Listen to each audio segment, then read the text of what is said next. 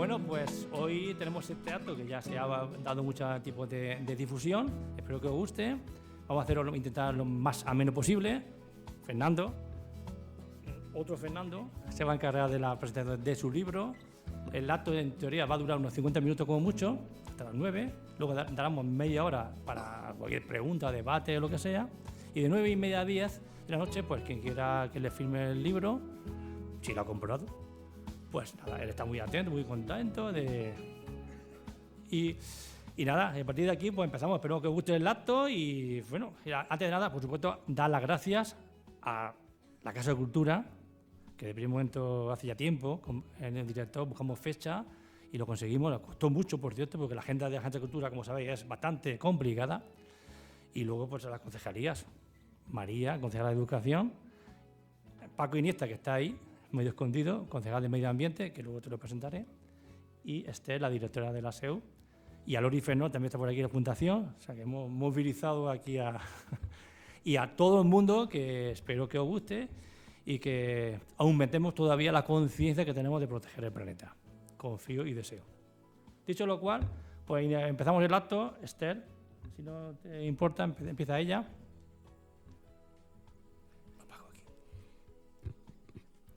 Buenas tardes y bienvenidos y bienvenidas a la presentación del libro de Fernando Valladares, cuyo título es La recivilización, desafíos, zancadillas y motivaciones para arreglar el mundo, que estoy segura que no dejará a nadie indiferente.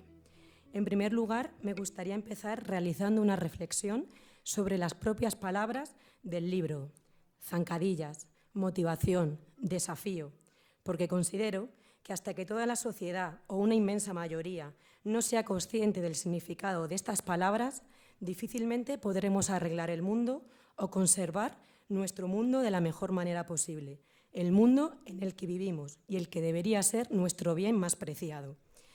Y es en esto en lo que nos tenemos que centrar, en la motivación de ofrecer a las generaciones futuras, a nuestros hijos, nietas, un lugar formidable en el que vivir. Y eso implica desafíos, por supuesto.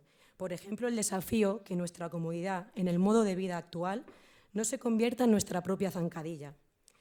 Tenemos también el desafío de hacer entender también a los más jóvenes que hacemos daño a nuestro planeta, como últimamente mi hijo Sergio, de tan solo 6 años, intenta explicarme cuando me cuenta qué es el cambio climático, como le cuentan en el colegio. Mamá, la Tierra está sufriendo. Por tanto, que nuestra motivación haga quitar esas zancadillas y que cada desafío se convierta en una nueva oportunidad. No puedo seguir sin expresar mi agradecimiento a Fernando Valladares por aceptar, casi sin pensarlo y con total amabilidad, la invitación a estar hoy con todos y todas nosotros. Que alguien como Fernando, de la capital, que habla en la radio, que trabaja en el CSIC, nada más y nada menos, que el CSIC suena, pero el Consejo Superior de Investigaciones Científicas, que tiene su propia web, etcétera. María luego nos hablará más sobre ello. Sin poner ningún pero, hoy está aquí, en Villena, a la que en ocasiones vemos pequeñita, comparándonos con la capital, Madrid. Dice mucho de su persona, de que esté aquí hoy, pero también de nuestra Villena, porque no olvidemos que Villena es un pequeño Madrid. Sin embargo, no podemos olvidarnos que hoy Fernando Valladares está aquí, en el Salón de Actos, porque la Asociación de Amigos de la Historia y Museos de Villena ha hecho que así fuera posible. Porque el trabajo desinteresado de personas como Fernando Ríos, Maruja Úbeda o Ricardo Celiberti, entre otros, por su constancia, su pasión por aprender, o mejor dicho, su pasión por transmitir y dar a los demás, es lo que ha hecho posible que hoy conozcamos de primera mano, por su autor, el libro que hoy se presenta. Esta asociación celebró el año pasado su 25 aniversario y podemos decir que termina la celebración con esta actividad. Pero estoy convencida que no termina su labor y que continuarán muchos años más. Como ellos mismos dicen, la historia, por definición, la conforman los acontecimientos, sucesos, hechos políticos, sociales, económicos, culturales, religiosos, de un pueblo, de una nación, que nos hacen ser como somos. Conocerla, analizarla, desgranarla, ayuda a comprendernos mejor como seres humanos, como sociedad y no solo a nosotros mismos, sino a nuestro entorno. Pues teniendo en cuenta vuestras propias palabras, solo puedo deciros que sois parte de la historia de Villena, porque promovéis acontecimientos y, en el caso que hoy nos ocupa, intentáis que hombres y mujeres sean conscientes de nuestro propio entorno. Para la sede universitaria de la Universidad de Alicante en Villena, siempre es una satisfacción formar parte de estas iniciativas, porque tener a alguien del currículum de Fernando Valladares en nuestro pueblo da sentido a la extensión universitaria, principal objetivo de las sedes universitarias en nuestro territorio. Solo me quedaría agradecer nuevamente a la Asociación de Amigos de la Historia y Museos de Villena, al MUBI, a la Fundación José María Soler, a la Concejalía de Educación y Concejalía de Medio Ambiente, así como a la Casa de Cultura, por haber puesto cada uno de vosotros y vosotras vuestro granito de arena, para que hoy podamos hablar y, sobre todo, reflexionar sobre cómo queremos nuestro mundo. Gracias.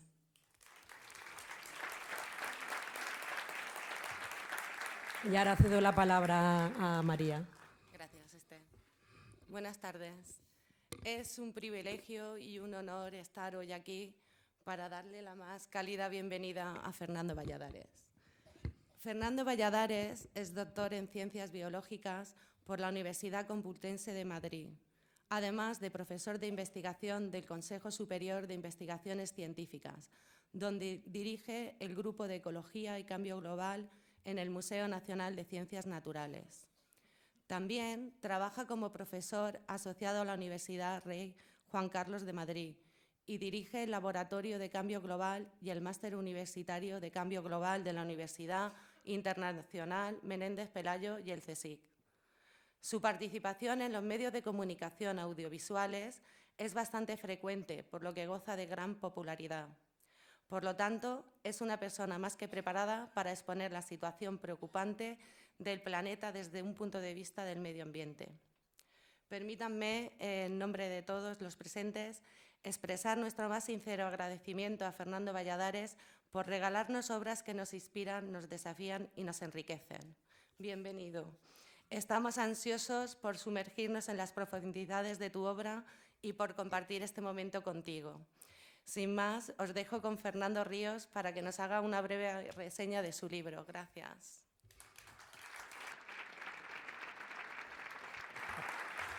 Bueno, es mi turno, seré breve, prometo, ¿vale? Porque no soy el prota, no soy el Fernando protagonista.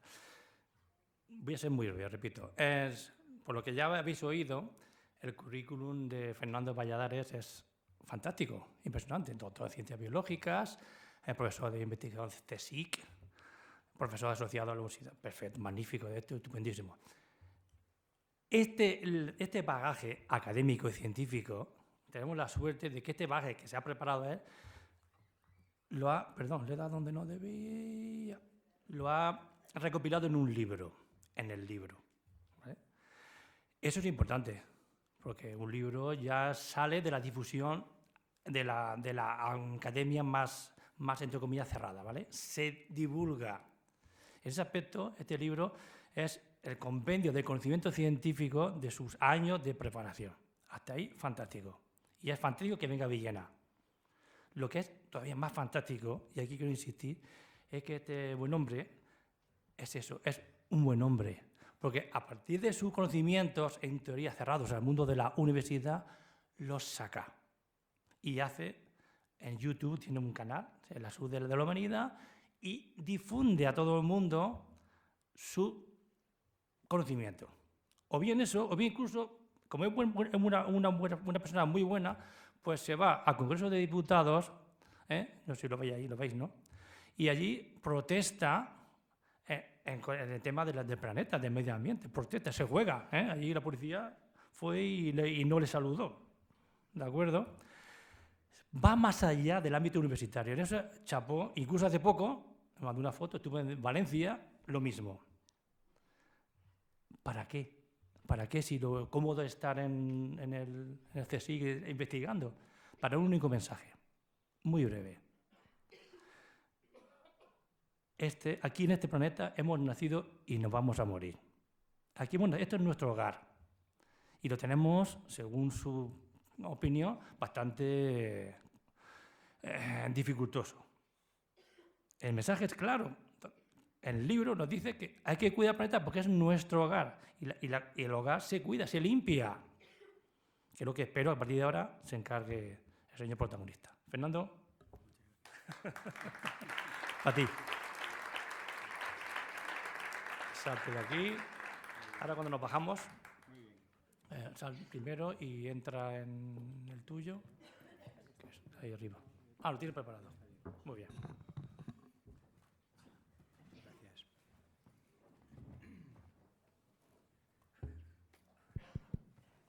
Bueno, buenas tardes a todos y todas. Muchas gracias por la presentación tan amable. Gracias a todos y todas las que han hecho posible que hoy nos juntemos, ¿no? Seguro que la lista ya medio la habéis oído, pero sí quiero agradecer, por supuesto, a la Casa de la Cultura, a la Asociación de Amigos de la Historia y los Museos de Villena, a la Universidad y a tanta gente que me consta y que he conocido ahora en un momentito en 3D, porque los conocí algunos en 2D o solo por teléfono, y que han puesto todo su granito de arena para que hoy estemos aquí. Y, por supuesto, agradeceros a todas y todos los que estáis hoy aquí sentados. Me consta que en Villena hoy al menos hay 3 grandes eventos, bueno, 2 y culturales, y que hayáis elegido esto es todo un privilegio. Y siempre está la rivalidad de una buena cerveza y unas tapas, y que hayáis preferido estar hoy aquí, pues me impone devolveros el gesto, ¿no? Y espero que os resulte interesante lo que os voy a contar.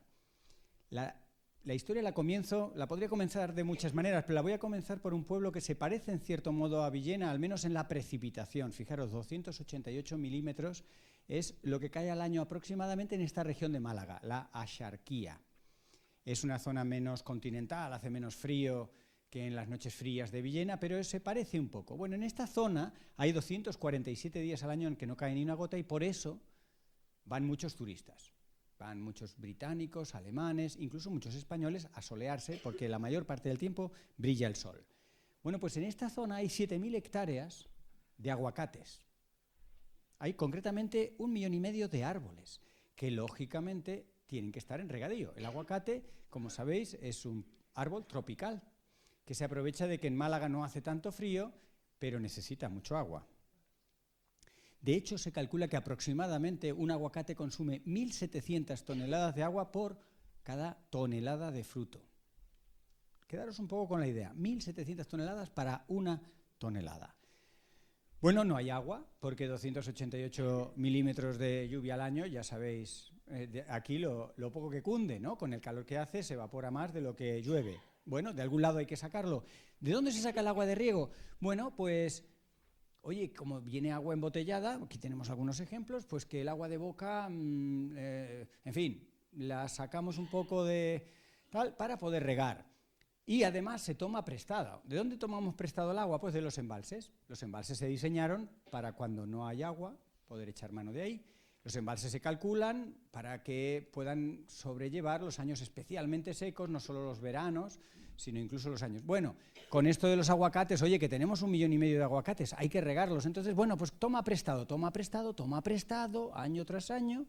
¿Cómo están los embalses? Anda, si están al 10%. Bueno, algunos están al 6%.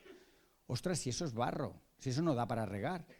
¿Y qué vamos a hacer? No, hombre, los aguacates son sagrados. La gente que se apañe. Bueno, pues mira, vamos a traer barcos con agua desalada que se produce en el desierto. Todo muy lógico.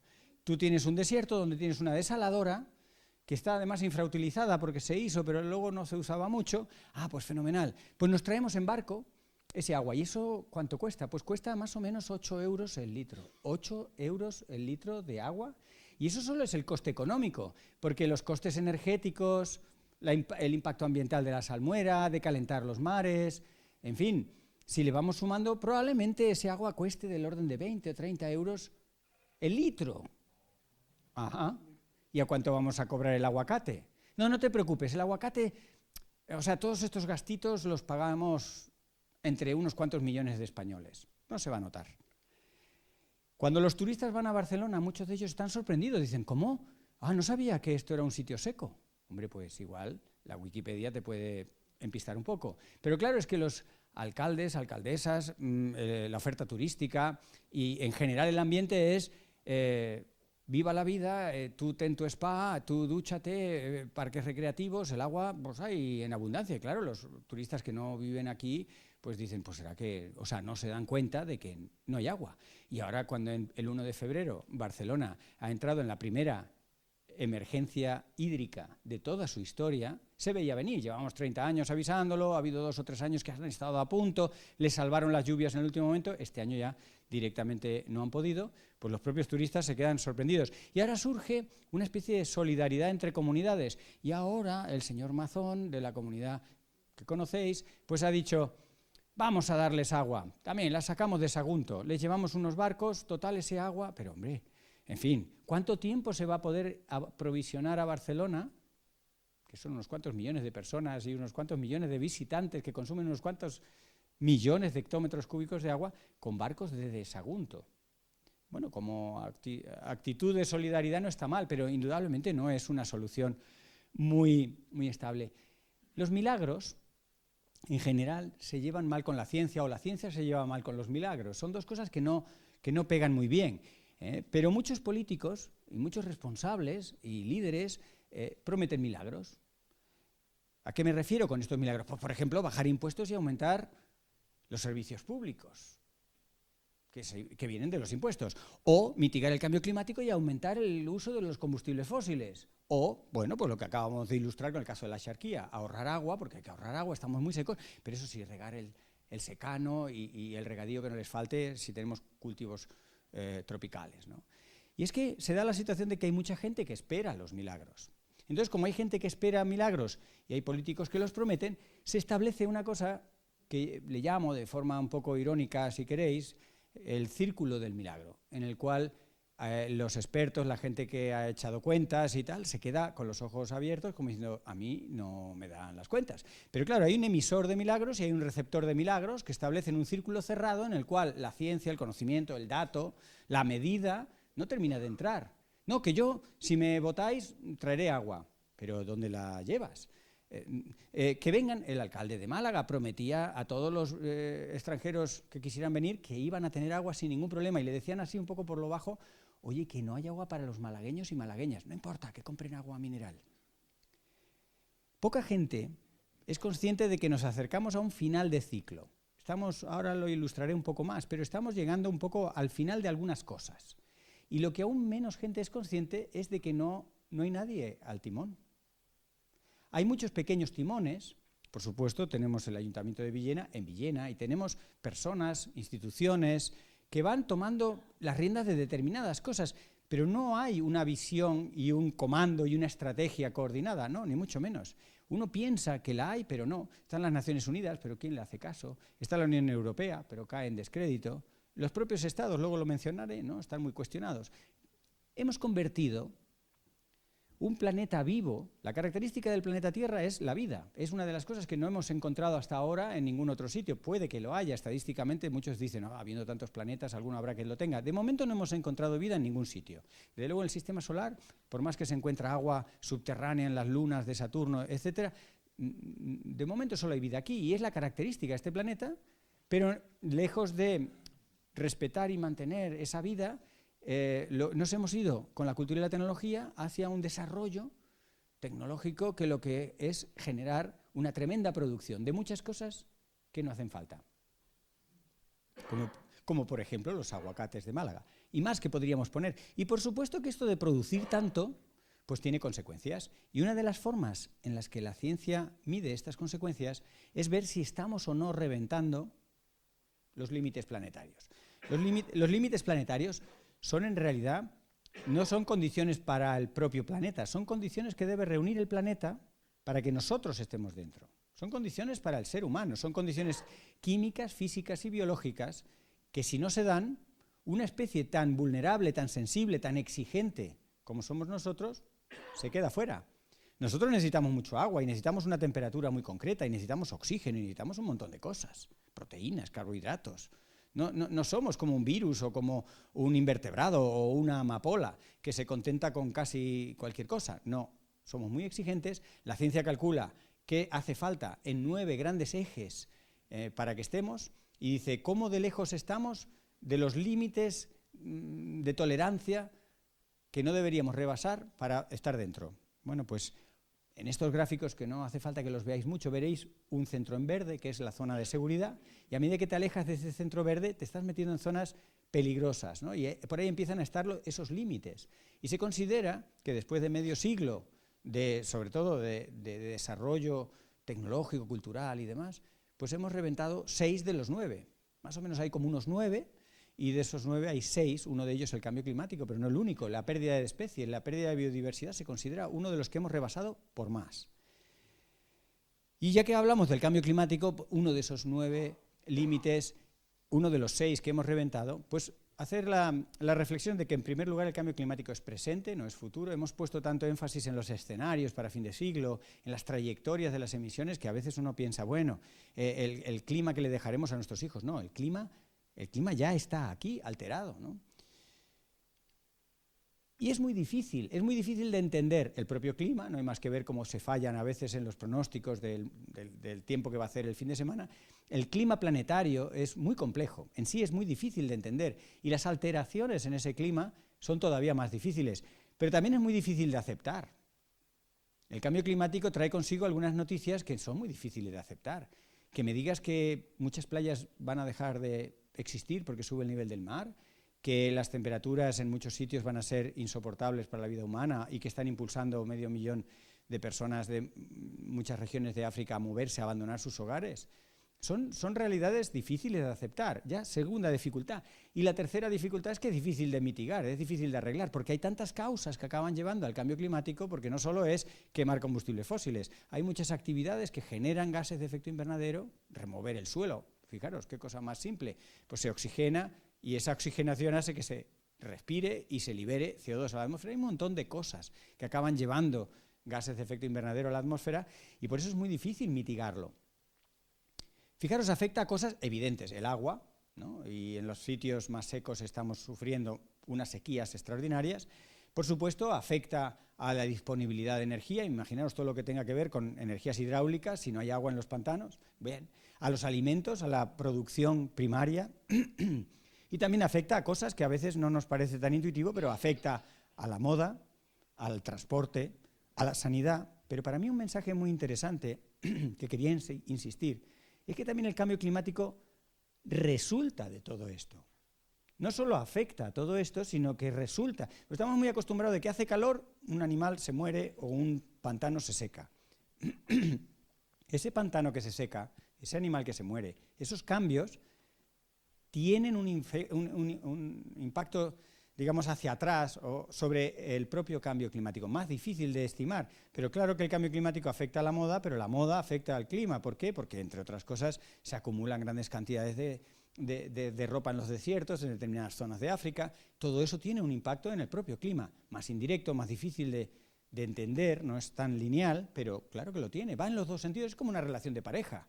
Uno puede ser más influyente e influir más en el otro, pero también la otra persona influye y la pareja es pareja porque las cosas van en los dos sentidos. Y prácticamente todos los procesos planetarios tienen una ida y un retorno, ¿no? Este gráfico representa un poco el resumen en estos días, aunque en estas semanas la ciencia está destilando los datos numéricos sobre la temperatura de la atmósfera para ver si realmente hemos sobrepasado ese 1,5 grados, que muchos os sonará, ese 1,5 grados de calentamiento de la atmósfera respecto a la era preindustrial, que era ese valor que los científicos ya hace tiempo venían diciendo, intentemos por todos los medios no rebasarlo, porque a partir de 1,5 grados de calentamiento estamos en un clima muy peligroso para la especie humana.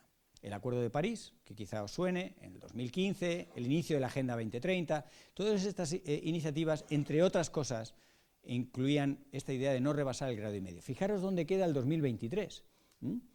Prácticamente toda la distribución, porque eso es una probabilidad. Imaginaros que el valor de temperatura de la atmósfera es un valor complicado de obtener, la atmósfera es muy grande, muy variada, por eso no es un valor puntual, sino tiene toda una distribución, ¿no? Pero fijaros que prácticamente toda la distribución de temperaturas y de probabilidades de temperaturas del 2023 queda a la derecha del 1,5 grados. Es decir, no nos queda ninguna duda en la ciencia de que al menos el 2023 ha rebasado ese valor. Fijaros, los 9 años más cálidos son los últimos 9 años, con mucha diferencia a los años anteriores. Esto es lo que está ocurriendo con el clima, estos son los datos, ¿no? Para interpretar estos datos, pues por ejemplo, Berkeley Earth, una organización que trabaja con muchos datos, le pone a los últimos 10 años qué magnitud, ¿no?, de ese cambio, de ese calentamiento, ha podido contribuir cada uno de los 5, en este caso se eligen los 5 procesos que más influyen en el clima. A la izquierda de todos, ese triángulo que crece es precisamente las décimas de grado que ha contribuido el ser humano quemando combustibles fósiles. Se calcula que en 10 años han sido más o menos 2 décimas. Bien. Tenemos, por supuesto, los eventos del niño y la niña. Sabéis que lo del niño se llama por el niño Jesús, ocurre más o menos en Navidad, y ha obligado a todos los ordenadores del mundo a ponerle la ñ. Es un gran logro. Muchos conocen que esto del niño fluctúa mucho, y que va seguido de una niña. La niña es fría, el niño es caliente, y son alteraciones a gran escala, aunque tienen lugar en el Pacífico, pero acaban repercutiendo en el clima de toda la Tierra. Ahí veis un poco la magnitud. Es verdad que puede puntualmente tener casi la magnitud de los cambios debidos a la actividad humana, de 2 décimas para estos últimos 10 años, pero luego fluctúa y es contrarrestado por lo que ocurre con la niña, que enfría. Así que eso no explica el patrón. Tampoco explica el patrón los ciclos solares. Los ciclos solares pasan por un máximo y pasan por un mínimo. Lo podemos ver contando, si nos pusiéramos, digamos, los filtros protectores, contando manchas solares. El Sol no está constante y va variando, tiene máximos, mínimos, pero claro, los máximos y los mínimos a estas escalas de décadas o de unos pocos siglos se contrarrestan unos con otros, con lo cual, y también veamos la magnitud de esos cambios es la mitad de una décima de grado, una mitad de una décima de grado que sube y que baja, no explica el patrón, y además su contribución es pequeña. Los volcanes. Bien, los volcanes son complicados porque no hay 2 volcanes iguales y tienen todos un doble efecto. Por un lado enfrían y por otro lado calientan. Enfrían con cenizas, con aerosoles, con cosas que reflejan la radiación y generan, por tanto, frío. El volcán Tambora en 1815 generó un año sin verano y una gran mortandad por los fallos en las cosechas. En ese caso el Tambora predominó el efecto que os estoy contando de reflejar radiación, pero muchos otros volcanes como el Tonga, hace un par de años, liberó mucho agua que inyectó en la estratosfera y el agua, el vapor de agua, es un gas de efecto invernadero, y ahí predominó el efecto de calentamiento. En este caso concreto, el Tonga añadió calor a la Tierra. Bien, ahí veis la magnitud también es pequeña, es 1/3 de décima de grado, y además el efecto es temporal. El efecto del volcán Tonga se está disipando. Entonces los volcanes introducen variabilidad, pero como el Niño o como los ciclos solares, pues no terminan de explicar el patrón. Simplemente hacen ruido, hacen variación de un año a otro, y la magnitud es bastante pequeña si la comparamos con la magnitud de lo que hace el ser humano.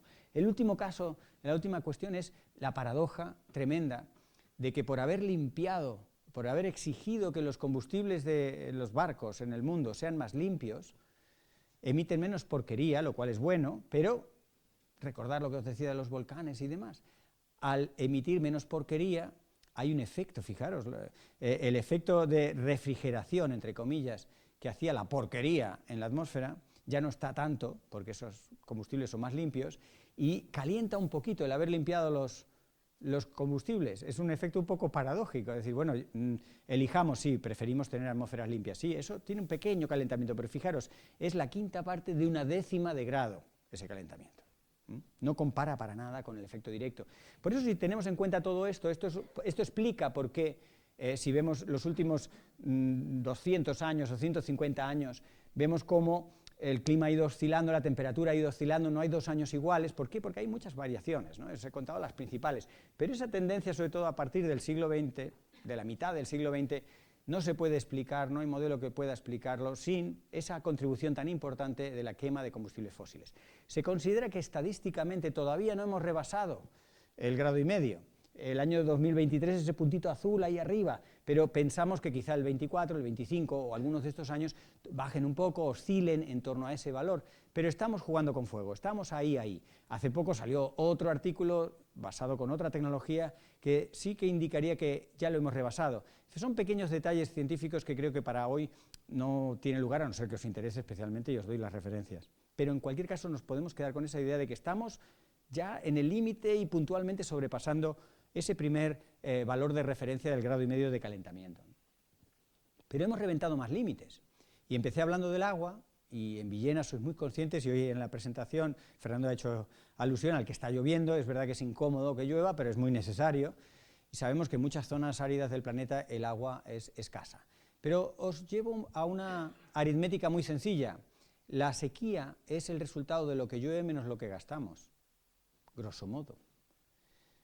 Así que hay una buena noticia ahí, y es que si gastamos menos podemos compensar la sequía meteorológica debida al calentamiento global y a las menos lluvias. ¿Y cuál es el resultado? Pues de momento en las últimas décadas en España, por ejemplo, ha aumentado notablemente el consumo per cápita. Cada uno de los españoles y españolas consume más agua de lo que consumíamos hace 10 o hace 20 años. O sea que en esa parte de la aritmética vamos mal, y la otra parte de la aritmética, que es la lluvia, también vamos mal.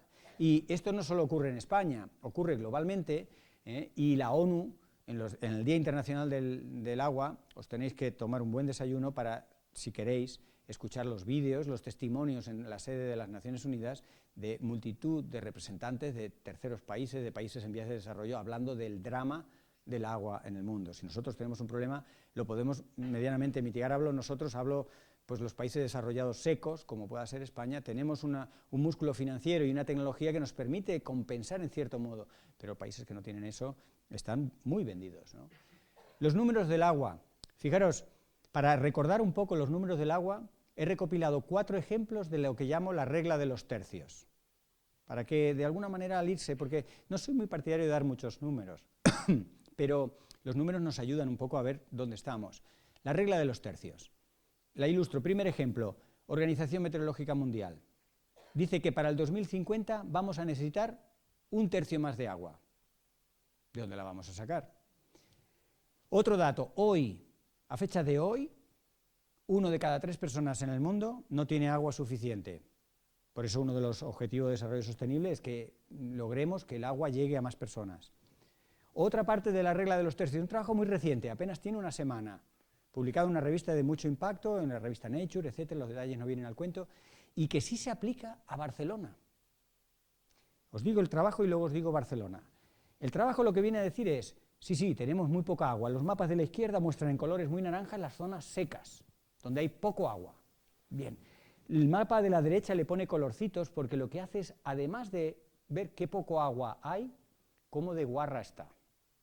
Cuando metemos la calidad del agua, vemos que, como dice el título, tenemos en riesgo 1/3 del agua del planeta. Y eso es lo que le ha pasado a Barcelona, a Cataluña en general. La producción de fuet no sale gratis. Tú te vas a Mercadona y te compras un fuet por 0,6 y dices, qué barato. Y el caso es que no está tan malo. No te lo dice en la etiqueta, pero ya puedes ir sospechando cómo se ha producido ese fuet para ser así de barato. Contaminando, entre otras cosas, con nitrógeno. Y los nitratos pues acaban en el agua, y cuando Barcelona no tiene agua y va a echar mano de la del subsuelo, se encuentra el nivel freático a la mitad aproximadamente, y 1/3 o el 40% de las reservas contaminadas por nitratos. Vaya por Dios. Las cosas no vienen solas y las cosas no han ocurrido hoy. Y el último de los 4 ejemplos de la regla de los tercios con el agua es que un cálculo bastante afinado para la Unión Europea dice que para el 2070 1/3 de la Unión Europea estará en condiciones tipo Villena o más. Porque estamos muy acostumbrados al estrés hídrico y aquí pues vivimos con una economía hídrica difícil, pero nos las apañamos. Pero imaginaros amplias zonas de Francia, de Alemania, de Rumanía, de Bulgaria, de Polonia, con este estrés hídrico. Pues hay que hacer un ejercicio de imaginación porque ni ellos lo están viendo venir. A pesar de todo esto, países como España, que son secos, tienen una tremenda extensión de regadío. De hecho, el 80% del agua que se gasta en España y en muchos otros países parecidos de nuestro entorno, el 80% es para regar plantas. Lo malo del regadío no es que se amplíen las hectáreas, ya vamos por casi 4 millones de hectáreas de regadío y no tenemos agua para eso. Nos estamos endeudando tomando prestada el agua del subsuelo y el agua de los embalses, que recordar el ejemplo, es un agua que procura prevenir momentos especialmente secos. Ostras, en realidad ese agua no es nuestra. Antes en la presentación alguien ha hablado de los nietos, de las siguientes generaciones. Aquí me encanta ver que en la audiencia hay jóvenes. Bueno, pues a los jóvenes, que sepáis, yo, perdonad que os altere un poco y os mueva las barricadas, pero os estamos robando el agua, porque el agua subterránea tarda un tiempo en reponerse. Si nos la gastamos hoy por encima de la velocidad a la que se repone, era un agua que os tocaba a vosotros. Y eso lo estamos haciendo. Pero de la misma manera con los fondos Next Generation. Europa Verde, el Green Deal, el Pacto Verde, es un préstamo, que por eso se llama Next Generation. Es un préstamo, en este caso económico, que lo tomamos prestado de nuestros nietos y nuestros hijos. La idea era que lo íbamos a hacer muy bien, que lo íbamos a hacer verde y que lo íbamos a hacer sostenible y que íbamos a mejorar todas estas cosas que no funcionaban muy bien. Ojo, porque ya no es solo que lo hagamos mal, es que lo estamos haciendo con un dinero que no es nuestro, como el agua, que la estamos usando con un agua que no es nuestra. Y yo creo que hay una doble responsabilidad que tenemos que entender. Y los que están ahí en la cola generacional tienen que saber que esto está ocurriendo, que no se les ha consultado y que a lo mejor los viejunos no lo estamos haciendo especialmente bien, con su dinero y con su agua. Doñana. Doñana es un parque nacional maravilloso y tiene todas las figuras de protección que te puedes imaginar. ¿Por qué? Porque en una zona seca tiene agua. Claro, tú pones una zona seca y cálida y luminosa, pones agua y se produce el milagro de la vida, la biodiversidad en su máximo esplendor. Bueno, pues la sequía de Doñana no es como la sequía meteorológica que podamos ver de que llueve poco y el cambio climático. No, el cambio climático y la sequía de lluvia, digamos, de precipitaciones, no explica más de un 10% de la sequía de Doñana. Ya sabéis perfectamente lo que explica la sequía de Doñana. Explica la producción de frutos rojos, que además tienen que ser los primeros de la temporada. Pozos legales, que extraen mucho más agua de la que están autorizados, y muchos pozos ilegales. Y muchos representantes políticos diciendo, no os preocupéis, habrá agua, pero ¿de dónde la vais a sacar? Resultado, visto desde fuera, las Naciones Unidas han quitado en octubre del año pasado la figura de reserva de la biosfera al Parque Nacional de Doñana. Claro, es que eres reserva de la biosfera porque tienes un agua maravillosa que permite que normalmente haya 80.000 ánsares en su paso migratorio y ahora hay 4.000. Pues entonces no eres reserva de la biosfera. En fin, y podríamos entrar en que en realidad lo que está ocurriendo ahí, como ocurre con muchas otras cosas, son fraudes de ley. Es decir, existen unas leyes para protegernos y nosotros encontramos la forma de sortearlas. Incluso los propios jueces en ocasiones no se pringan, como no se bajan al barro, como podríamos decir en términos para entendernos, y entonces, bueno, dan por bueno cosas porque se han encontrado esas triquiñuelas, el juez podría ver si rascara más, que eso es un poco de trampa, trampa con el agua, trampa, por ejemplo, con los grandes estudios de impacto ambiental, que se trocean en 2 o 3 partes para que cada parte pequeña salga que, bueno, favorable, hagámoslo. Ya, pero si tú ves el impacto global de toda esa obra o todo ese proyecto. España lidera en la Unión Europea los primeros puestos siempre, todos los años, en violar la legislación ambiental. Podríamos decir que en España la legislación ambiental es como una recomendación. Oye, que te van a sancionar, no, bueno, es igual. Que esto no se puede hacer, bueno. O sea, hay algunos artículos bastante fuertes sobre el tema de los residuos que dicen hasta que la mierda nos pare. Porque parece que no tenemos autolimitación en España. La ley de costas, la biodiversidad, el agua, aquí todo esto del medio ambiente se toma como una cosa de, oye, sí se puede, pero hay otras cosas antes. Pero si esto es para protegernos a nosotros, a nuestra salud, a las futuras generaciones, pero a nosotros mismos. Podríamos poner luego muchos ejemplos, ¿no? El tema del agua, delante de nuestras narices nos estamos robando unos a otros el agua, lo de los pozos. Ya os he contado el robo generacional, el robo en el tiempo, pero por supuesto el robo en el espacio. Si yo pincho aquí, estoy sacando un agua que no solo está aquí, sino que está conectada y a lo mejor dejo sin agua allí. Un camión intrigante que recorre los pueblos de España desde hace 80 años, es un camión que dice pozos y sondeos. Y dices, ¿necesita usted un sondeo? Sí, hágame un sondeo. Oiga, le he hecho el sondeo, ¿cuánto me cuesta? Esto, ya está. Adiós, adiós, buenos días, tenga usted un buen día. Yo ya tengo pozo. No, pero era un sondeo, ya está hecho. Y así hemos llenado la geografía española de pozos que eran sondeos. Y el camioncito sigue yendo haciendo pozos y sondeos. Y eso lo hemos normalizado. Y todo este tipo de cosas yo las cuento en clave un poco de humor, para que nos sonriamos un poco del nivel de, en fin, de permisividad que tenemos todos, con cosas que no tienen nada de normal. Que el agua es un bien muy valioso, ¿no? Y luego los trasvases. Por supuesto que es un tema muy complejo y que ha cambiado mucho. El trasvase de Tajo Segura, aquí veis el río Colorado, que también tiene un tremendo trasvase y un tremendo problema ambiental ahora. Pues los problemas ambientales normalmente se van acumulando y tú en el momento que lo haces lo celebras, pero después empiezas a decir, oh, pues no fue tan buena idea. No hay prácticamente delta del río Colorado. El río Tajo no tiene caudal ecológico en prácticamente ningún kilómetro de su recorrido y sin embargo se le quita un agua para mandarla al Júcar. El caudal ecológico no es un caudal ecologista, es un caudal científicamente determinado para que los ríos cumplan una serie de servicios, entre otros los servicios que necesita la especie humana. Es un caudal para protegernos, para asegurar que nuestros servicios están cubiertos. Bueno, pues en algún momento, hace 70 años, se pensó, vamos a llevar agua a un desierto, y como en el desierto hay calor y sol, si le llevamos agua, la huerta de Europa. Ah, qué buena idea. Es una buena idea durante un tiempo, pero luego esas buenas ideas normalmente traen problemas. Traen guerras, ¿no? La guerra del agua, si buscáis en internet hay 343 conflictos, más o menos, disparados por el agua. Y aquí estamos empezando a larvar ya un conflicto cada vez más serio entre comunidades autónomas, porque el agua está, como sabéis, repartido por cuencas y hay un poco de tensiones y las divisiones administrativas y el agua para mí, y quién le dice a un agricultor de Murcia que no va a poder regar y el agua pero viene de Ciudad Real o de Guadalajara. Es un gran lío que se va tensionando a medida que usamos más agua, a medida que llueve menos. Es un problema para el que nos tenemos que enfrentar y no tenemos que llegar a resolverlo a golpes, ¿no? Parte de los conflictos en el Próximo Oriente tienen que ver con el agua y es una guerra, digamos, crónica, prácticamente de los tiempos de la Biblia, ¿no? Es una región hiperseca en la que vive mucha gente, pero esto de tener una huerta en el desierto, por muy tentador desde el punto de vista de productividad puntual que sea, en realidad todos podemos comprender que no es una buena idea en el medio y largo plazo.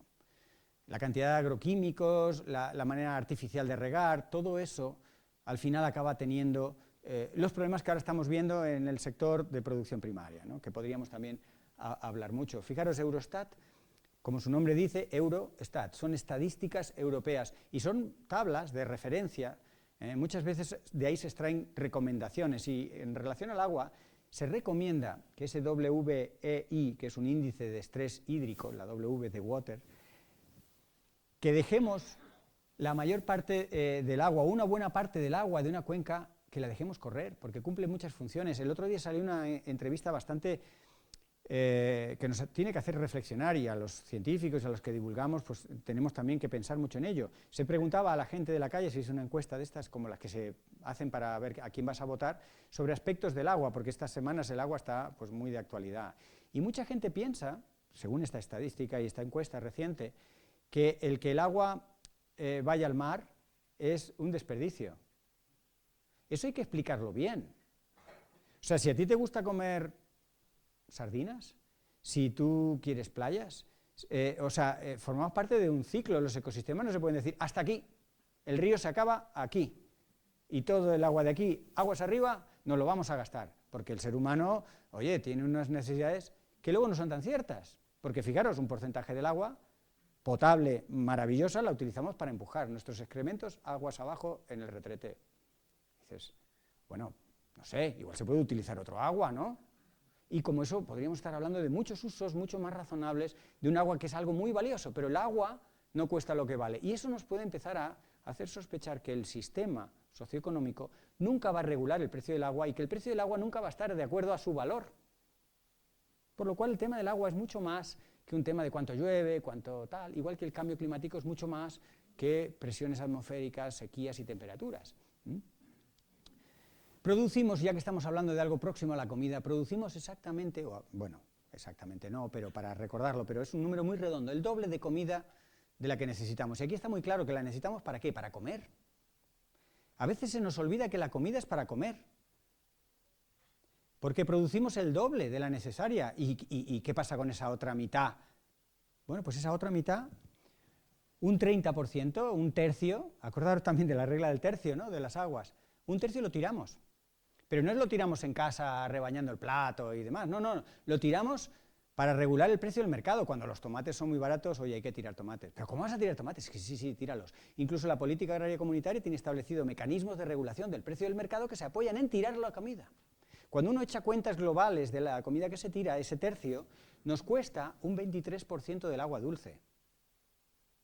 O sea, ya vais entendiendo de dónde podría salir ese tercio que decía la Organización Meteorológica Mundial que vamos a necesitar de agua. Pues a lo mejor de no tirar toda esa comida que nos cuesta un 23% del agua dulce para producir unos frutos que vamos a tirar. Esos frutos, por supuesto, generan un 8% de emisiones de gases de efecto invernadero y ocupan un 13% de la superficie del planeta. Es decir, inmovilizamos un 13% de la superficie terrestre, nos gastamos la cuarta parte del agua y emitimos un 8% de emisiones para producir plantas que las vamos a tirar por el sagrado precio del mercado. Interesante. Difícil de explicar, de justificar. ¿Y qué hacemos con el otro 20%? Pues va a las barrigas y a la diabetes del norte global. También es muy difícil de explicar. Con los estudiantes a veces juego un poco con estas cosas para quitar un poco de drama al asunto. Imaginaros que una noche estáis en casa con la ventana abierta, empezando a quedaros dormidos, y viene un extraterrestre. Y tenéis un ratito de conversación con él y le contáis cómo van las cosas. Y le vais contando estas cosas al extraterrestre. Y el extraterrestre dice, ¿cómo funciona vuestro planeta? Y digo, aquí hay muchas zonas que no tienen agua, pero nosotros la utilizamos para producir plantas que las vamos a tirar. Ah, bueno, y luego esto, que tenemos un montón de enfermedades debidas a que hay una parte de la población en el norte global que come en exceso y que tiene problemas de diabetes y que se mueren de comer demasiado. ¡Ostras! Pero ¿no me decías que hay 11 millones de personas que se mueren de hambre? ¿Y cómo ocurre esto? Digo, da un poco de vergüenza, pero en realidad ocurre precisamente porque producimos tanta comida. Producimos tanta comida que agotamos unos recursos, la deslocalizamos, la movemos a un sitio, tiene impactos ambientales, dejamos sin agua, las cosas valen lo que no pueden pagar mucha gente y el resultado neto es que se mueren 11 millones de personas cuando en realidad estamos produciendo el doble de comida que hace falta matemáticamente para que comamos. Pero es que la comida no es el objetivo dar de comer, sino la comida es generar dinero. Convertir el suministro de alimento en un negocio es lo que ha producido no solo que mueran 11 millones de personas, sino que eso, lo que os decía, que consumamos un 23% de agua para tirarla, que todo esto, ¿no? Y esto son cosas difíciles de entender. Y con el cambio climático pasa algo parecido. El cambio climático podríamos estar hablando largo y tendido, pero el cambio climático en realidad se resume como haber convertido la provisión de energía, algo fundamental para ser 8.000 millones de personas en el planeta, en un negocio. Porque hay muchos trabajos que muestran que necesitamos, por ejemplo en España, la mitad de la energía. Y me diréis, ¿la necesitamos para qué? Claro, en el caso de la comida es más obvio, porque en el caso de la comida la necesitamos para comer. Pues tú calculas cuánto más o menos en promedio el ser humano come y haces las cuentas. Pero la energía no es tan fácil. Y de hecho esta pregunta se la he hecho a muchos especialistas y no siempre me han sabido contestar. Entonces, buscando en la bibliografía he ido encontrando algunos artículos y estos datos que os doy aproximados vienen de un artículo de Jackson y colaboradores, que si alguien está interesado le digo la referencia, y en el que muestra que la energía necesaria para ser sanos y felices, porque la ciencia tiene que buscar al final una referencia, dice, para ser sanos y felices hay 9 indicadores aceptados universalmente, ¿no?, que te pueden ir permitiendo si la gente es sana y feliz, hay 9. Y los 9 se alcanzan más o menos con 75 gigajulios por persona y año, que no tendréis ni idea, yo tampoco mucho, de eso cuánto es, pero eso es la mitad de lo que consumimos y gastamos en España, en promedio. Y es un tercio de lo que se gasta y se consume en Europa y la quinta parte de lo que gasta y consume un norteamericano. Es decir, ese es el margen que tenemos de ahorro energético. Pero es que eso, recordad, la energía no es un servicio, primero es un negocio y después un servicio. Claro, ahí el extraterrestre va medio entendiendo algo, pero todavía sigue con los ojos abiertos como diciendo, vaya planeta, ¿no? Y luego los científicos hacemos lo que podemos, lo medimos todo, lo explicamos, nos escuchan los que pueden. En Villena sí me escucha, yo lo veo, que me estáis escuchando mucha gente, ¿no? Pero das charlas que a veces dices, ¿hay alguien ahí al otro lado? Lo que os digo, he hablado del sector financiero, he hablado a sitios donde digo, ¿habéis escuchado lo que he dicho? Bueno, el cambio climático es muy complicado. La ciencia se ha quedado corta por varias razones. En primer lugar, porque son temas difíciles, como lo he ilustrado un poco. Son temas que tienen tanta implicación social, tienen tantas consecuencias en cómo funciona el mundo, que la ciencia se lo piensa un poco. Yo soy de los más osados. Hay algunos compañeros y colegas que dicen, joder, Fernando, qué lanzado eres para decir estos datos. Y digo, es que creo que hay que hablar más claro y resumirlo, a riesgo de simplificar un poco demasiado, pero creo que es más próximo lo que digo y más fácil de entender que si le empezamos a matizar la temperatura con las escleroesponjas en el Caribe y entramos en unos detalles que al final, si no eres un experto, no entiendes bien la película. El cambio climático no es solo clima. Y para apuntarlo me vuelvo a centrar en un trabajo científico. A vosotros no os dirá nada, pero Proceedings of the National Academy of Sciences, abreviado PNAS, es una revista fantástica, de las primeras en el mundo. Y en esta revista se publicó un artículo hace un par de años, del que he sacado esa imagen de colorines, en la cual se pone los efectos en cascada del cambio climático. No la alcanzáis a ver, pero yo os la cuento porque es muy intuitiva. Calentamiento en gris arriba, muy bien, esa parte la tenemos ya bastante clara. Subida del nivel del mar, también la vamos entendiendo. Vectores de enfermedades infecciosas, también nos suena, aunque no lo hemos mencionado hoy. Bueno, movimientos de población humana, también los hemos hablado, porque la gente pues no, con el clima no puede vivir bien. Eventos extremos, desigualdad económica, anda, de esto no habíamos hablado mucho. Ostras, el cambio climático acentúa la desigualdad económica, pero es que resulta que la desigualdad económica impulsa el cambio climático. Vaya, qué complicado se va volviendo esto. Por supuesto, geopolítica, conflictos internacionales, Ucrania, Palestina, también la fragilidad de los estados. Los estados se vuelven más débiles, la gente no confía en las instituciones. El 40% de los jóvenes, que estoy casi seguro que ninguno era de Villena, pero en las estadísticas salen que apoyarían una dictadura militar.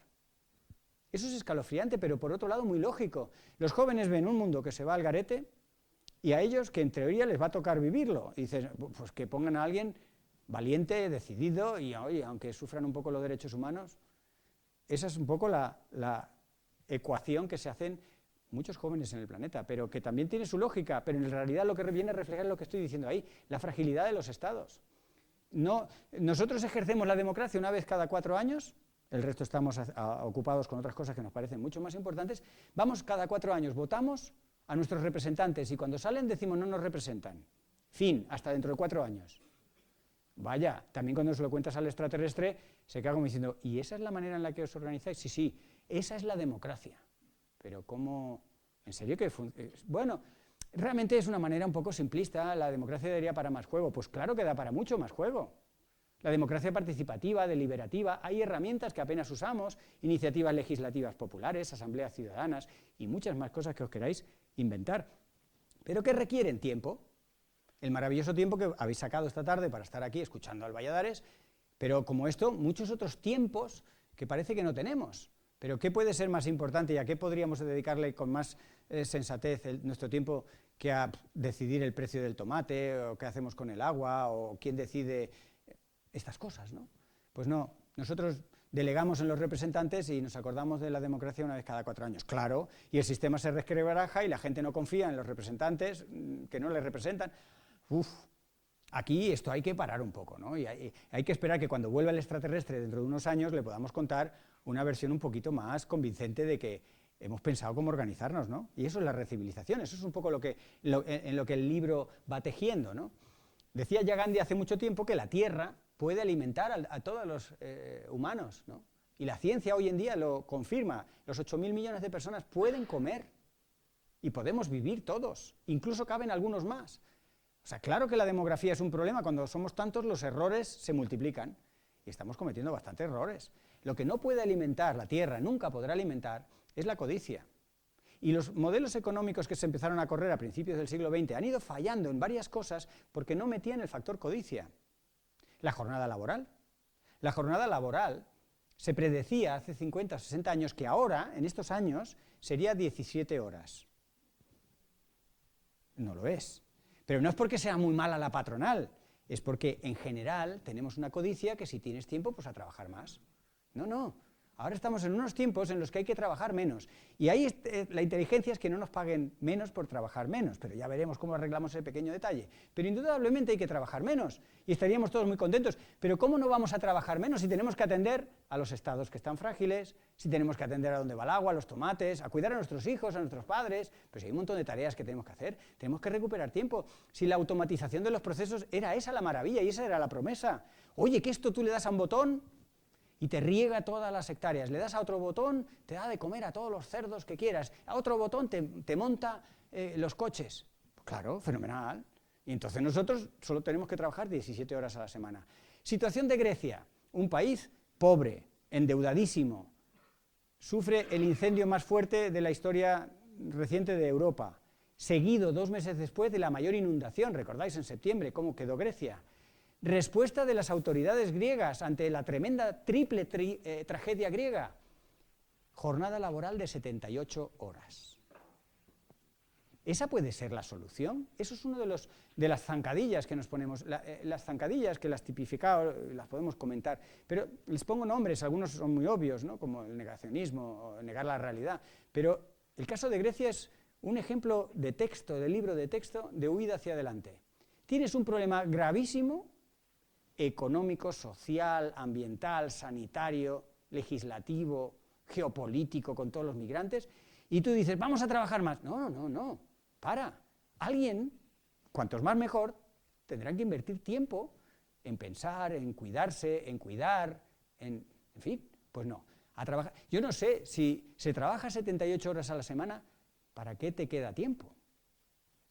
Ese es el ser humano, hay que aprender a quererse un poco, me le estoy dando mucha caña, y ahora veréis que, claro, todo esto puede generar ecoansiedad, voy a intentar compensarlo, ¿no? Y en las cosas en las que trabajamos con algunos otros es en la gestión emocional de todo esto. Yo mismo paso por subidas y bajadas, ahora me pilláis en un momento un poco así y tal, claro, me habéis tratado muy bien, me habéis traído con mimo, y vengo contento, y además quiero no defraudaros, y ahora entrará en una fase esta charla un poco más positiva, pero hay que gestionar todas estas emociones. Estamos hablando de cosas que son duras, que son fuertes, pero es que no se habla así de claro normalmente, porque nos hemos acostumbrado en el último siglo aproximadamente, sobre todo el último medio siglo, a decir que las cosas van mejor de lo que van.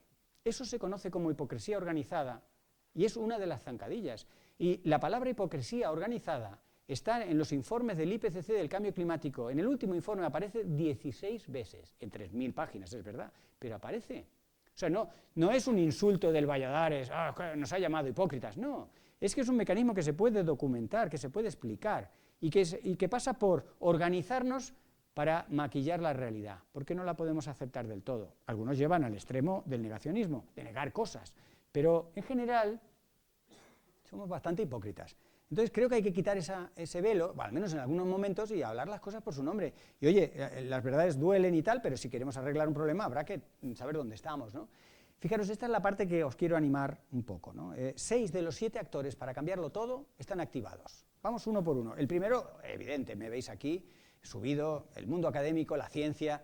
Estamos muchos de nosotros completamente convencidos y unos cuantos, como en la presentación Fernando ha contado, pues incluso salimos a hacer lo que se nos ocurra, porque yo por hacer programas de radio, de televisión, de artículos de prensa, pues que no sea, si me encanta hacerlos, y me encanta dar charlas, pero hay que hacer a veces un poco más, o hay que notar que tus palabras o lo que sea tienen un reflejo, si no lo tiene, pues toca activarse, y una de las cosas que hacemos de vez en cuando los científicos es firmar manifiestos, hacer informes. No sé si habéis oído hablar del reloj del apocalipsis, bueno, hace poco se revisó, lo dejo como tarea para casa, el reloj del apocalipsis. Son cosas que hacen los científicos, que hacemos los científicos para intentar decir, ¡ojo!, que está la cosa fastidiada.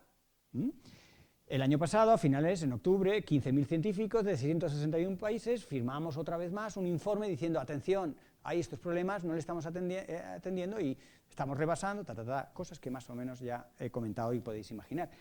Acto seguido, segundo actor, las Naciones Unidas. Claro, las Naciones Unidas, su brazo climático es el IPCC y por tanto bebe de la ciencia directamente.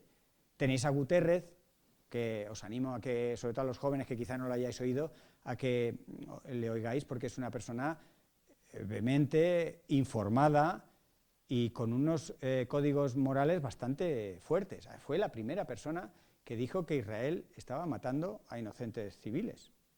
Y por decir eso, que yo creo que está totalmente exento de cualquier carga ideológica y doctrinal, Israel le retiró el saludo, le hizo una demanda, le dijo que no merecía ser el secretario general de las Naciones Unidas. Pues lo mismo que hace en este tipo de aspectos de geopolítica, lo hace por supuesto en el tema climático. Y él y su equipo hicieron el año pasado un informe diciendo la humanidad no está preparada para el cambio climático de hoy. Y en parte no lo está porque no pone dinero. El Fondo Monetario Internacional, el Banco Mundial, en realidad son estrategias para seguir haciendo negocios y de vez en cuando le damos una pequeña limosna al sur global para que no revienten, pero no cambian nada. Y las propuestas financieras nunca van a resolver los grandes problemas a la antigua usanza o a la usanza del siglo XX. Y ellos proponen que sean, por ejemplo, algo que al extraterrestre le parecería muy lógico, que es que sean las propias petroleras que cubran los gastos. Fijaros, hay un estudio que dice que en los últimos 20 años, si las petroleras hubieran cubierto todos los daños climáticos que ellas han causado por la extracción y gestión y consumo del petróleo, si ellas cubrieran todos los daños causados por eso durante 20 años, aún así hubieran ganado 20 billones de dólares. Bueno, pues las Naciones Unidas dicen, ¿qué tal si las petroleras pagan? Por ejemplo, ¿no? Pero pensemos en soluciones financieras alternativas, no a lo de siempre. Bien, eso es las Naciones Unidas. Actor número 3, pues los multimillonarios cada vez son menos, porque es el otro lado de la desigualdad. Claro, cada vez hay más pobres, esa parte la entendemos, pero cada vez hay menos ricos. Pero en menos ricos se acumula más dinero. Es decir, los ricos son más tipo Elon Musk. Cuando hablábamos de la energía, Elon Musk nunca tendrá suficiente energía, él se sale de la ecuación.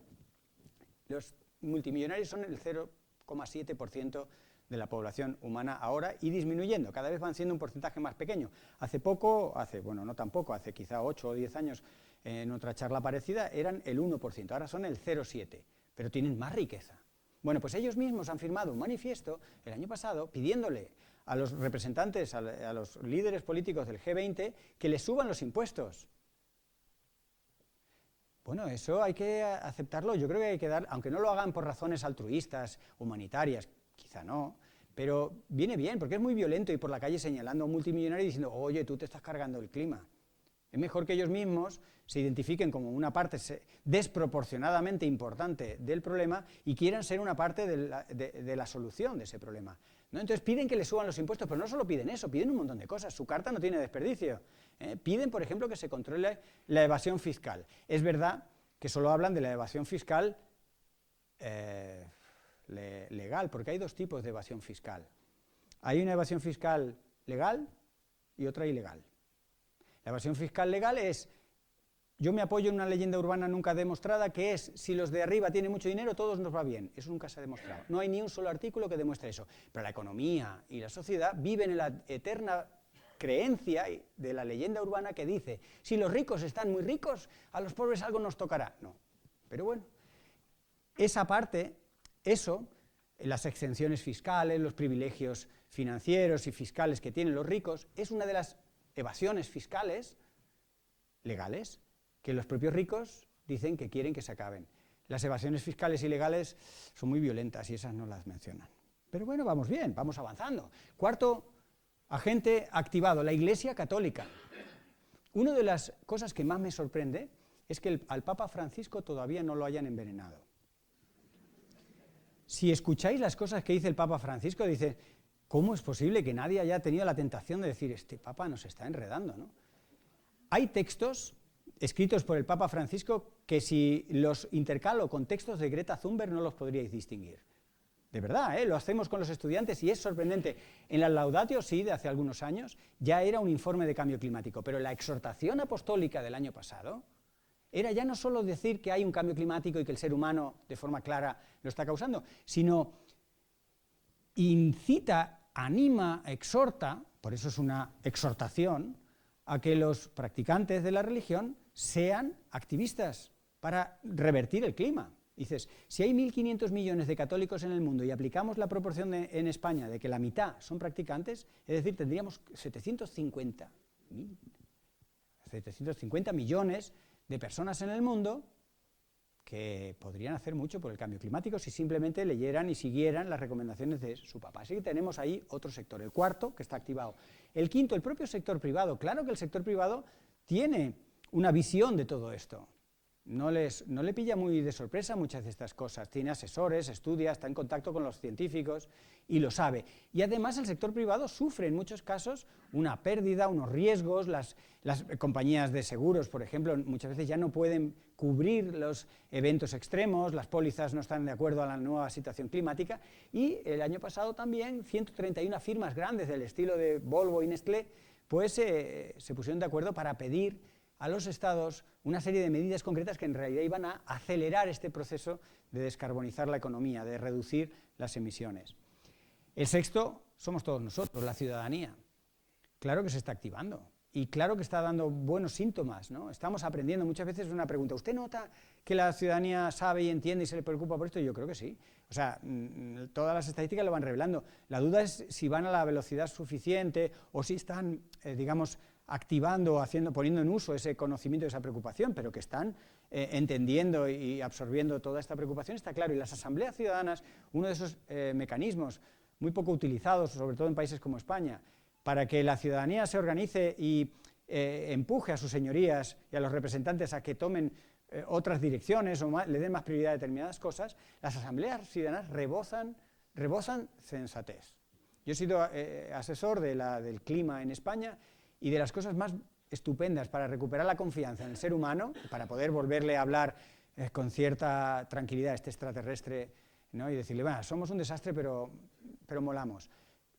Es el resultado de las asambleas ciudadanas, donde ves que gente muy variada, las asambleas ciudadanas se montan eligiendo al azar 100 personas, 150 personas en el territorio que sea. Hay asambleas autonómicas, regionales, hay asambleas nacionales, y te encuentras allí a personas muy variadas, muy distintas, porque no nos engañemos, los que estamos hoy aquí no somos representantes ni representativos de la sociedad, somos un tipo de persona que tiene tiempo y ganas, interés, formación, una cierta economía.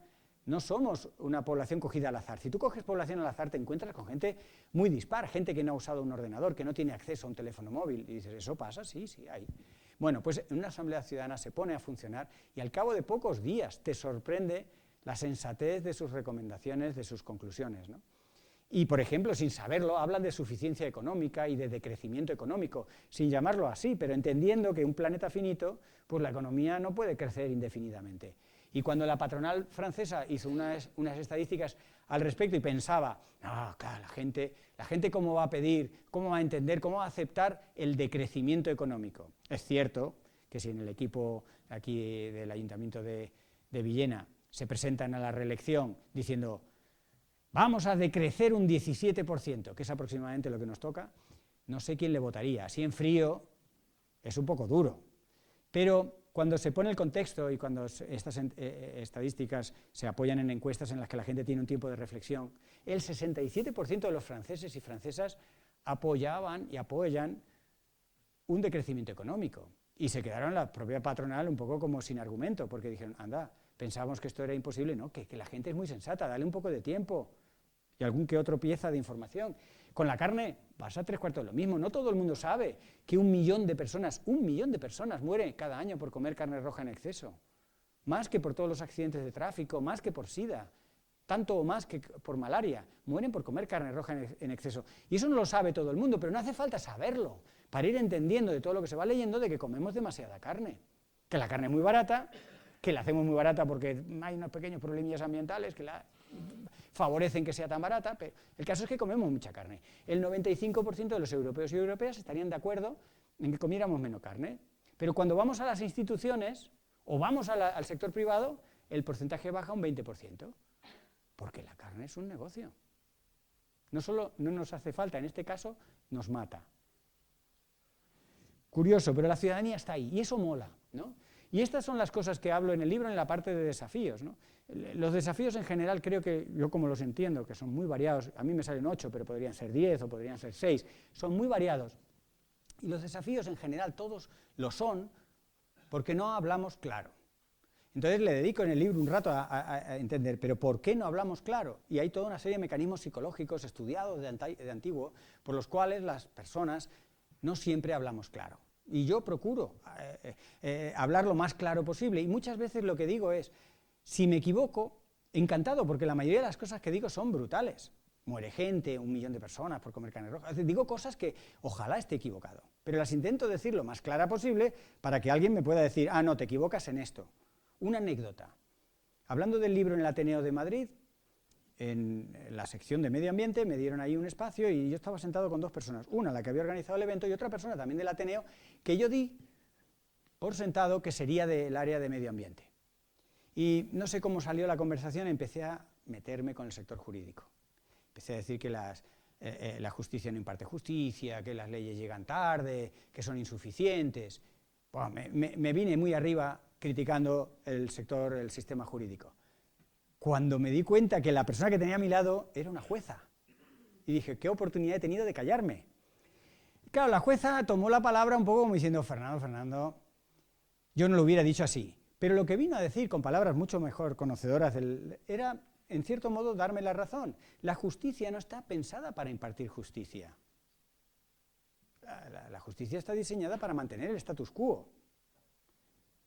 La justicia desarrolla leyes y las leyes nacen tarde. ¿Por qué? Porque lleva mucho tiempo hacerlas. Las leyes se quedan cortas porque para cuando salen, pues ya el problema ha crecido. Las leyes son reactivas, las leyes no son proactivas. Yo os estoy proponiendo que cambiemos el mundo antes de colapsar. Una vez que ha colapsado, es lo que es normal, las civilizaciones colapsan y después te lamen las heridas los que queden allí, que rehagan lo que puedan. Yo lo que propongo es, oye, antes de que colapse, pues las leyes no me valen, no son suficientes, son importantes. Antes, fijaros que hice una defensa, claro, las leyes nos protegen de muchas cosas, pero no pensemos que sirven para lo que nos sirven. Dicho por una jueza, la justicia es un concepto, pero la justicia en la práctica no está hecha para impartir justicia, sino para aplicar, decidir, organizarse en las leyes. Y las leyes tienen una serie de limitaciones muy claras. Y o somos claros en que la ley puede contribuir a resolver algunas cosas, pero no todo, o si no, empezaremos a confundirnos y a pensar que tal. Y ese es uno de los desafíos, el desafío jurídico, pero por supuesto está el desafío político, muchos desafíos sociales, educativos, claro que los ambientales, pero los sanitarios. Mira, los desafíos sanitarios, por ejemplo, se pueden resumir en dos palabras. Hay dos palabras que son muy violentas, muy provocativas, pero que se apoyan en un estudio. Privatizar mata. Dos palabras. Y hay un estudio británico con todo lujo de detalles, una década larga de observaciones, que te ilustra cómo hacer de la sanidad un negocio hace que muera más gente. Yo lo siento mucho, y es verdad que hay partes de la privatización de la sanidad que pueden darle más agilidad, y hay algunos servicios que se pueden privatizar, se pueden contratar, bien, pero ojo con privatizarlo todo porque están estos datos de los pesados de los científicos que lo miden todo. Bien. Y esos son los desafíos. Y luego la otra cosa que aparece en el libro, así un poco como provocador, son estas zancadillas. Muchas veces al dar charlas de estas, llevo muchos años haciendo. La primera, hace 30 casi años, fue mi madre toda orgullosa a ver a su hijo en Barcelona a dar una charla así a un auditorio. Y algunas diapositivas todavía tienen validez, quiero decir, algunas cosas de las que dije todavía las seguiría diciendo.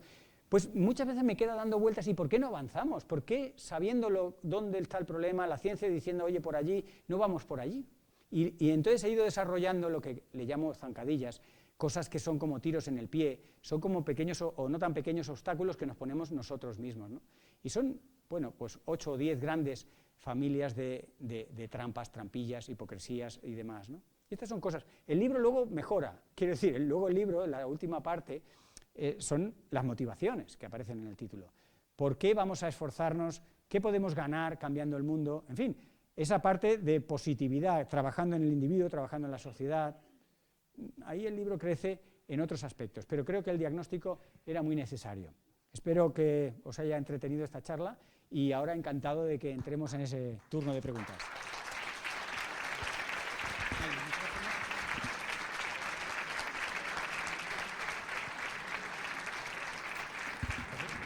Ahí arriba. Bueno, sé que he tocado muchos temas y va a ser difícil elegir alguno para preguntar, pero a ver, un valiente. Sí, si alguien quiere abrir turno, una duda existencial, pues la vamos a hacer. Hola Fernando, muchas gracias por la charla, estaba genial.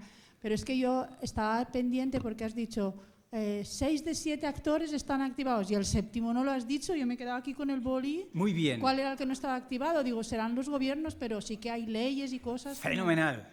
Al menos hay una persona que no estaba dormida. Claro, es que desde aquí no os veo bien, no sé si tenéis los ojos abiertos. El séptimo actor no está activado. ¿Cuál creéis que podría ser ese actor? Repasemos los que he dicho, a ver si no me olvido, pero está la Iglesia Católica, está el sector privado, está la ciudadanía, está la academia, están las Naciones Unidas, ¿no? los ricos. ¿Qué nos falta? Ahí está. Los políticos, los representantes políticos, los gobiernos, no están activados, pero no porque sean malos o tontos, sino porque tienen unas reglas del juego que les dificultan mucho activarse. Tenemos que entender que los políticos somos un poco nosotros. Por eso insistía en esto de la democracia participativa y tal. Si los políticos notan apoyo y respaldo para medidas difíciles, las van a tomar. Pensar que en ningún programa electoral, y corregidme los políticos que podáis estar aquí, en ningún programa electoral, salvo a lo mejor en un momento de exaltación, se promete ser valientes. Lo que se promete es determinadas medidas. La valentía, en términos políticos, se mide en el riesgo que eres capaz de asumir para no ser reelegido. Esa es una valentía que no está en los programas electorales. Entonces, no podemos esperar una cosa que no se promete. Ya hay cosas que se prometen y no se logran cumplir. Entonces, el sector político está muy atrapado. Está atrapado por unos que financian, por alguien que hacen posible la economía, por una ciudadanía que a veces entiende, pero a veces cuando la quieres ver no está. Entonces, los políticos van a veces solos en un mundo complejo, tomando decisiones que no representan a algunos, que se dejan arrastrar por otros, y creo que necesitamos mejores políticas, pero no esperar que lleguen políticos maravillosos, ilustrados, valientes y con todas las virtudes, que a lo mejor alguna vez llegan, probabilísticamente es raro que eso ocurra, pero políticos avalados por una ciudadanía fuerte, ese es un tándem bastante interesante. Así que para que se active el séptimo actor, necesitamos una ciudadanía que vaya un poquito más allá de lo que hace hasta ahora, y lo tiene que hacer un poco rápido porque hay algo de prisa. Aquí en medio.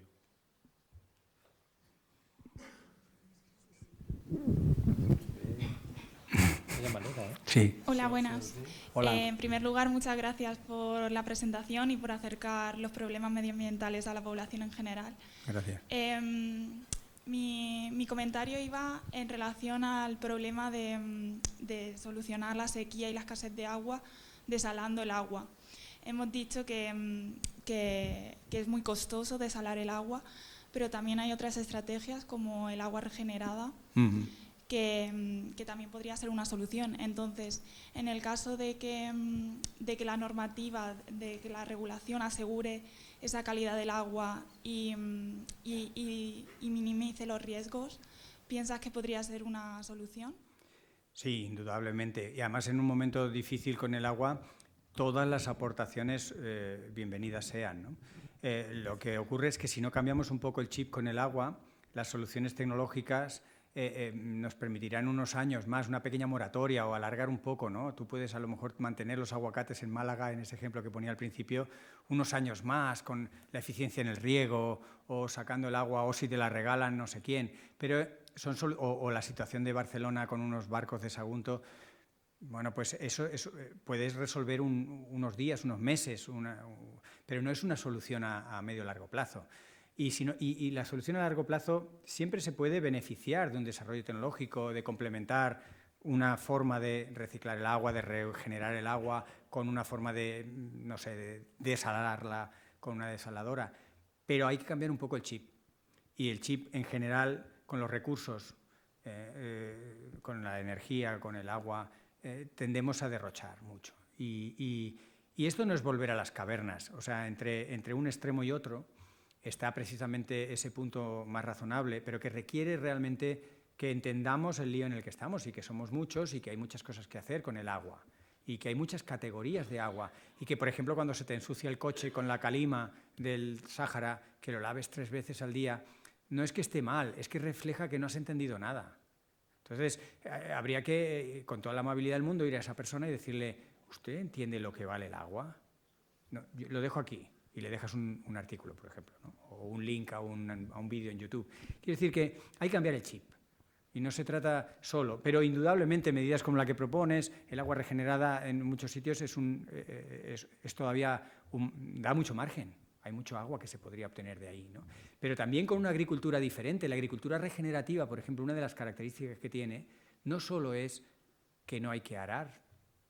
Fijaros la blasfemia, ¿no? No hay que arar. Pero una de las consecuencias que se puede ya constatar es que gasta mucha menos agua. Los suelos retienen el agua mucho más y ahorras agua. Entonces, fíjate, si tienes un problema de agua, a lo mejor tocando el sector de la agricultura, que es el que se lleva el 80%, pues estás teniendo mucho más agua, pero también hay que cambiar el chip. Y ahora está el chip de la agricultura como para, a ver, pocas bromas, ¿no? Que te ponen un tractor en la plaza.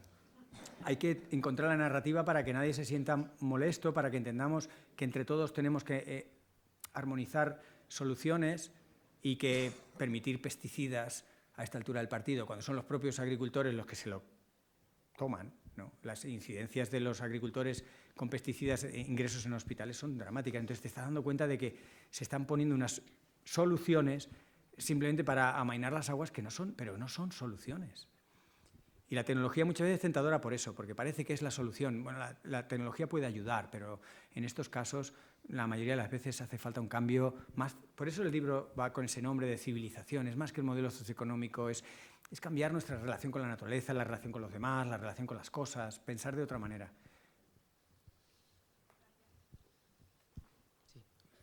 Buenas, yo Hola. no sé cómo preguntártelo, no sé cómo organizar las ideas, pero cuando hablas de cosas como las futuras generaciones, a mí me sale pensar mucho en la educación y en la manera que tenemos de transmitir lo que sabemos a nuestros hijos y a lo que viene detrás. ¿De qué manera crees que podemos incidir, sobre todo en los sectores que son más reticentes, para conseguir que en las escuelas se pueda transmitir este tipo de conocimiento? Porque muchas veces intentamos separar formalidad de la informalidad, de lo que queremos enseñar en casa y lo que dejamos que se enseñe en las escuelas. Claro. Bueno, he captado bastantes de tus inquietudes y son muy comprensibles. En el libro uno de los desafíos es precisamente el desafío educativo. Y en el libro arranco con un resumen de un ensayo de la Universidad de Stanford, en que una de las mejores universidades del mundo dice, hemos fallado. Y analizan las causas de por qué han fallado. Y entre otras cosas, ellos reconocen que han fallado porque se han centrado en formar profesionales. Ese es el gran fallo. Hace 80, 100 años podía tener sentido enseñar trucos, enseñar información. Eso ahora ya, con la era de Internet, lo que tienes es que generar criterio. Y ya la información, si tú tienes que aprender a poner remaches o tienes que aprender a hacer pan, hay un tutorial en YouTube seguro, o te apuntas a un máster para eso. Pero la formación desde que eres un niño hasta que tienes 25 o 30 años y puedes entrar en el mercado más laboral o formar parte más activa de la sociedad, es un proceso de formación en el que ni siquiera los profesores estamos entrenados. Esa es una de las reflexiones, que los profesores no pueden enseñar cosas para las que ellos que no saben. Entonces, fíjate, pero lo que podemos es aplicar algunas de las ideas del pensamiento crítico, de la analítica de los científicos, que nos enfrentamos constantemente a lo que no sabemos. Entonces, por ejemplo, los chicos llegan a clase, los niños muy pequeños, con una tremenda diversidad. Lo único que les iguala es el año de manufacturación. Fueron manufacturados el mismo año. Pero al final del proceso educativo han sido formateados para que todos sean más o menos iguales. Todos sepan el mismo latín o griego o polinomios o románico. Pero ¿qué estamos haciendo? Pero si estamos entendiendo que la diversidad biológica es fundamental para que funcionen los ecosistemas, si estamos empezando a apreciar formas de diversidad humana como la diversidad de género, la diversidad lingüística, la diversidad cultural, y llegamos a los niños y los formateamos para que sean todos iguales.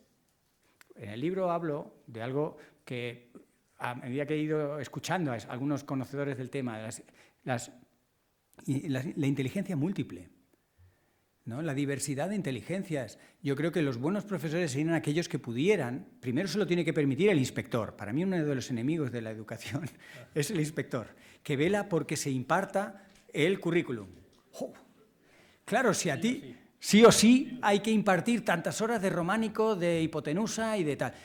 Claro, es que con esa formación tan estricta, con ese requerimiento, los profesores se las ven y se las desean para motivar al alumnado y, por ejemplo, el tema del cambio climático, Teachers for Future lo explica fuera de clase. Y todo eso es un esfuerzo muy poco eficaz y muy poco enfocado en la formación de ciudadanos y ciudadanas del siglo XXI, que están expuestos a una situación muy cambiante. A mí una de las cosas también esperanzadoras es que a veces los niños, que son muy listos, nos enseñan a los adultos. Y si les escuchamos, yo muchas veces en las charlas, las preguntas que me hacen los pequeños son preguntas básicas como cuánta energía necesitamos. Y a mí me llevó a buscar y a preguntarle a la red eléctrica española y a un físico de la energía. Y no sabían contestarme, no se habían hecho esa pregunta. Y aprovechar esa diversidad de los pequeños, ser flexibles, empujar a los que se tiran en sede parlamentaria discutiendo horas si la religión computa o no computa, si en la selectividad va a entrar tal cosa. Y están entrando en unos niveles de detalle muy poco representativos. Lo importante, España pasó en un siglo de ser líder internacional en educación a estar en el furgón de cola. La enseñanza en España en los primeros años del siglo XX era muy libre, muy crítica, iba fomentando espíritus, almas, ciudadanos. Eso se fue perdiendo y claro, luego con la dictadura todo eso se enranció muchísimo. Hay que rescatar aquello, lo hicimos en España y lo hizo gente con mucha menos conocimiento y mucha menos formación que el que ahora se puede gastar. Pero nos hemos especializado y hemos formado y estamos formando profesionales. Y eso nos está restringiendo mucho el abanico. Enseñar en esta manera es muy provocador, es muy difícil, tienes que pelearte con el inspector, pero nos desafía a los adultos y a veces una de las propuestas que hacemos algunos es, por ejemplo, los órganos de decisión, meter a los pequeños, a los menores de edad y a los muy menores de edad, con el riesgo que eso tiene de que puedan hacer disparates, pero claro, también van a pensar distinto. Y además tú sacas la mejor versión de la gente cuando le das responsabilidades. Y si tú a los pequeños y a los menores de edad que quieran les vas permitiendo, no solo les preguntas, oye, ¿qué opinas del cambio climático? Sino le dices, mira, vas a formar parte, con un tutor y con tu familia, por supuesto, de una mesa que va a tomar decisiones y va a hacer recomendaciones al presidente del gobierno. Ostras, verás tú como el niño de 8 años, la niña de 12, sale su mejor versión. Y eso no estamos preparados. Pero eso hay que acelerar. Quien dice eso dice otras cosas, pero pensemos de forma muy distinta. No sigamos por un sendero que en el caso educativo ya sabemos que nos está llevando a un camino con muy poca salida y que forma unas cosas, unos estudiantes que no terminan de ser los estudiantes que necesitamos.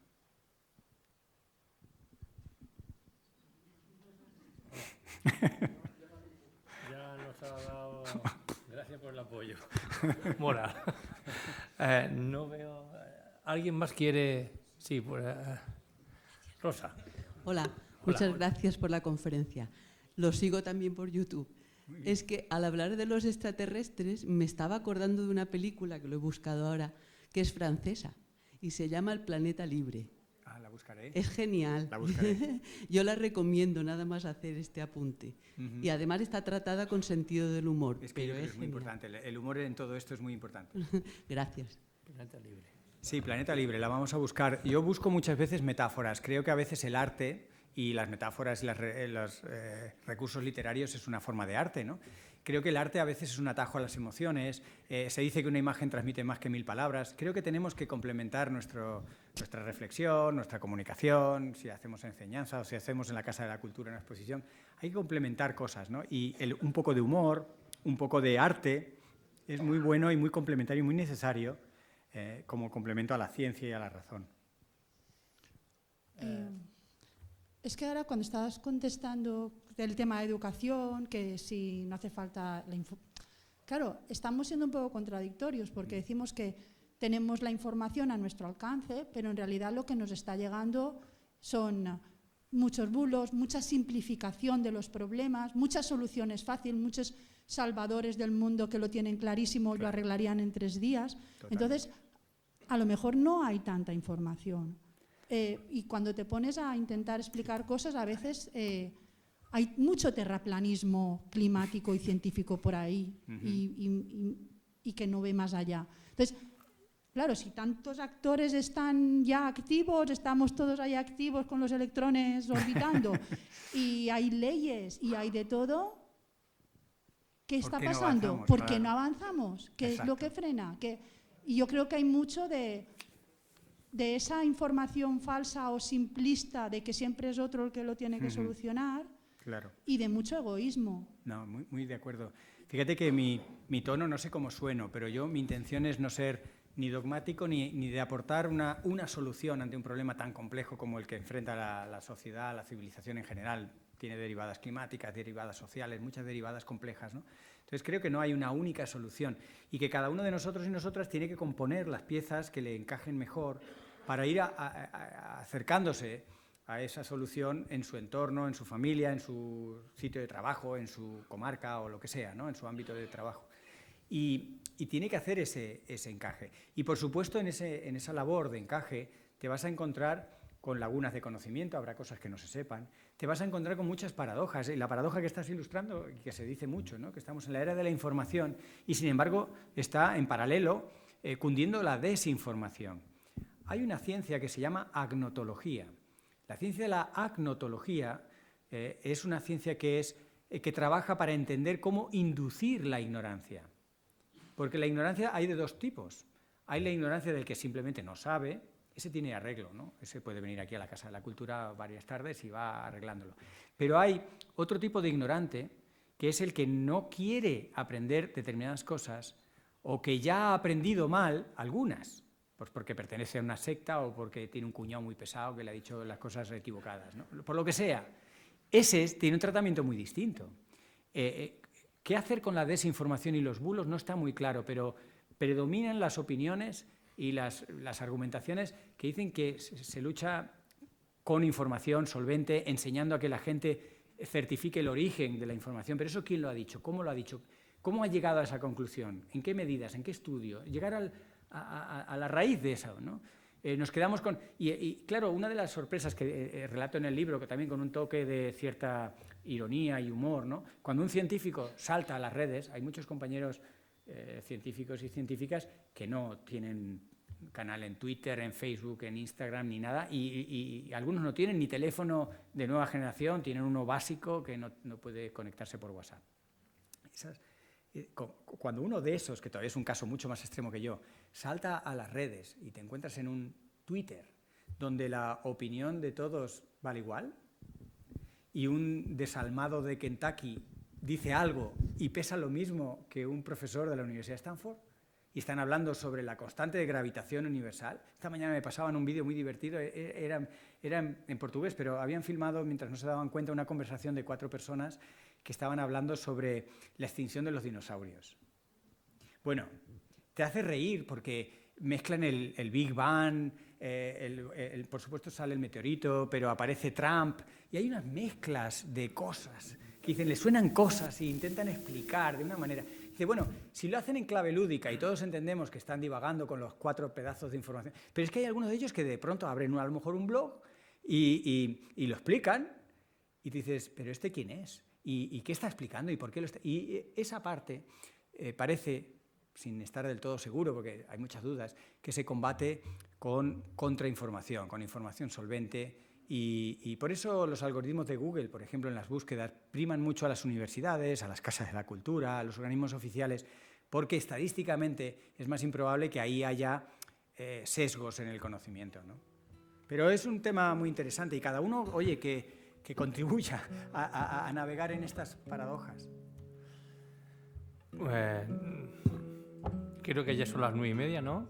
Llega el turno de si alguien quiere recibir un libro firmado. Y seguir conversando, Sí, claro. Ahí de pie o como sea. ¿Aquí mismo que suban? ¿O ahí fuera? No fuera. Lo hacemos fuera. Vale, pues gracias por vuestra asistencia.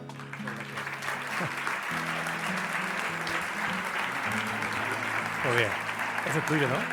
Eso claro, esto lo quito yo. Vale, bueno.